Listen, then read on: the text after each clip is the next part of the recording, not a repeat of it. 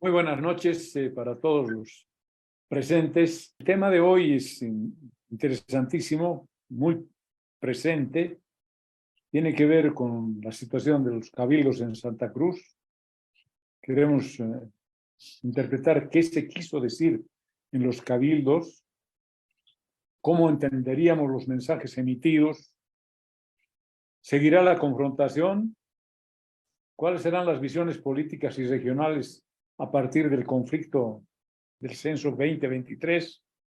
Y otras interrogantes que seguramente surgirán de la presentación de 5 personas de alto nivel que conocen del tema y que vamos a tener el gusto de escucharlos.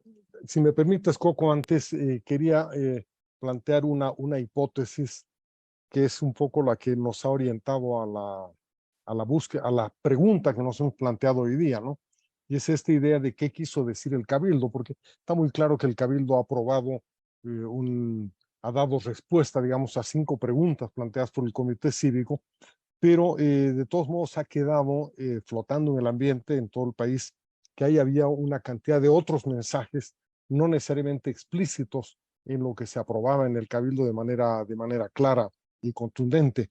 Y uno de ellos es el que ha dado la gente, o son muchos los que la gente ha dado, reuniéndose en esa magnitud, en esa dimensión, en el Cabildo, a una convocatoria que fue casi inmediata, apenas un par de días antes, y reuniéndose además de esa forma masiva, familias enteras con niños, mujeres, ancianos, etcétera, poco después de que Santa Cruz sufriera unas jornadas de violencia muy grandes, ¿no?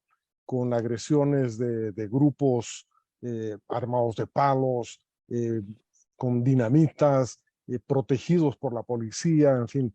Hay también un mensaje que queríamos sobre el cual queríamos reflexionar hoy día, ¿no? Que me parece que es importante tomar en cuenta, y es importante en la reflexión hacerlo explícito, porque no es solamente tomar una fotografía extraordinaria, inmensa de la cantidad de gente reunida alrededor del monumento al Cristo Redentor en Santa Cruz, sino también tratar de ver qué es lo que la gente está queriendo decirle con su presencia al comité cívico y al gobierno. En qué medida hay un gesto de confianza en sus líderes y también un gesto de rechazo a la violencia solamente, a la agresión, a la mentira, a la manipulación, en fin. Quisiéramos una reflexión, digamos, de ese tipo para que el país entero pueda tener una percepción más clara de dónde estamos en este momento, en este conflicto y a dónde puede llevarnos. Así que con esta introducción que habíamos acordado hacer antes, yo te agradezco que me haya cedido la palabra, Coco. Empezaremos con Jorge Greve, que es ministro de Desarrollo Económico y que es investigador. Por favor, Jorge Greve, ¿podrías realizar tu exposición? Listo, gracias. Bastante epigramático. Viendo lo que ocurrió el domingo por la noche y oyendo una serie de comentarios y opiniones que han circulado en los últimos 3 días. Coincido en que ha comenzado un cambio de la correlación política de fuerzas en el país. Sin embargo, esto hay que matizarlo. Por una parte, el gobierno no ha mostrado demasiada capacidad para enfrentar la nueva demanda de Santa Cruz sin violencia. Ha mostrado poco tino en la gestión de la negociación, ha hecho mentiras, etc. Pero al mismo tiempo yo considero que lo que ha pasado el domingo en la noche, con todos sus elementos, demuestra que la actual dirigencia cívica y política de Santa Cruz no está a la altura de conducir un proceso de gran envergadura y larga duración. Los grandes pactos que se requieren en circunstancias como las que tiene Bolivia en este momento se manejan con mucha discreción y con diferentes pasos para ir acumulando fuerzas. La demanda de fraguar los compromisos implícitos y explícitos de las preguntas del Cabildo y lo que ha interpretado la gente ya han tropezado con la situación en el Parlamento, en la Asamblea Legislativa. Lamentablemente hay demasiadas propuestas, tengo entendido que están manejándose 5 propuestas para hacer que se incorpore en la ley todo lo que está en el aire. No hay una estrategia parlamentaria, no la ha habido en el pasado, no veo por qué tenga que haber ahora súbitamente, y eso va a hacer que esto dificulte las cosas. Y por otra parte, hay demandas que dicen si no hay ley, con los compromisos no se levanta el paro, es un peligro. La demora en la Asamblea le permite ganar tiempo al gobierno. Creo que se debe discutir con más detalle la hipótesis del cambio del eje del poder en Bolivia desde el occidente al oriente. Y en tal contexto creo que también hay que incorporar de manera detallada el seguimiento sobre la coyuntura internacional actual, altamente conflictiva, crítica, incierta, y donde va a haber cambios importantes. Y también hay que tomar en cuenta que los acuerdos internacionales y regionales sobre el cambio climático van a traer consecuencias sobre el modelo económico de Santa Cruz. Y eso hay que tomarlo en cuenta, hay que prever esas cosas, y por eso digo, no se puede arrancar el asunto a base de emociones, apelaciones a tradiciones asociativas, etcétera. Aquí se necesita mucho más materia gris de lo que hasta ahora se ha puesto de manifiesto. Sin embargo, también hay que reconocer que los cambios políticos en América Latina y sobre todo en América del Sur, Chile, Colombia, permiten abrigar una expectativa que favorezca una mejor institucionalidad democrática en Bolivia, sobre todo si es que se llega a armar de nueva cuenta el UNASUR con el impulso que le ponga ahí Lula. Si se trata de hablar de una transición del Estado plurinacional con autonomías a la República Federal en un proceso que se inicia ahora pero dure bastante, creo que hay que cumplir con ciertos requisitos. Para eso se requiere una mejora cualitativa de los liderazgos políticos, cívicos e intelectuales del país.